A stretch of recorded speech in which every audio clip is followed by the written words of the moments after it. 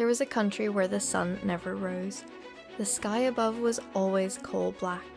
Even the moon rarely appeared. The people called it Noctira, the endless night. In this dark land lived 5 inseparable friends: Lara, Dennis, Mert, Salin, and Arda. They had grown up together, and in Noctira, everyone knew one rule: when the night whispers, do not go outside. One evening, the wind shifted into a low, trembling hum. A thin voice slipped between the houses. Arda. Lara froze. The whisper came from his street. The next morning, Arda was gone. His door stood open. His room was icy cold.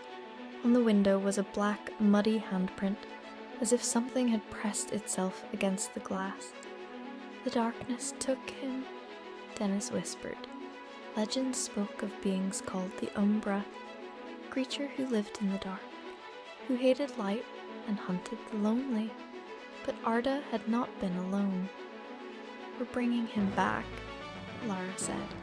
The 4 friends grabbed their lanterns and walked toward the abandoned northern district, a place of broken buildings, rusted swings, and creaking signs. Suddenly, the street lights burst. From the darkness, tall, faceless shadows rose. Selin screamed as one peeled itself from a wall behind Denise. His lantern trembled. "Don't point it down! Aim up!" Mert shouted. The light struck the shadow. It shrieked and dissolved like smoke, but more were coming. At the end of the road stood the black clock tower. Dark handprints led to its doors. The entrance creaked open on its own. Inside, whispers echoed. "You're too late." At the top of the tower stood Arda, but he was different. His eyes were pitch black. Behind him surged a massive living shadow, the strongest of the Umbra. "Stay," Arda said in a hollow voice. Tears filled Salin's eyes. "This isn't you." Lara stepped forward and pulled something from her pocket. A small friendship bracelet they had made as children. "Remember," she whispered, "even if the sun never rises, we are each other's light." Arda trembled. The shadow screamed. The tower shook.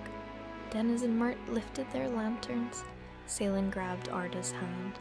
Lara tied the bracelet around his wrist. Silence. Then white light flooded the tower. The Umbra shattered. Arda collapsed, his eyes clear again. The tower began to fall. They dragged him outside as it crumbled behind them, and for the first time in Noctira's history, a thin crack split the black sky. From it, a faint beam of light slipped through. The next morning, the sky was still dark, but on the horizon, a pale grey glow lingered.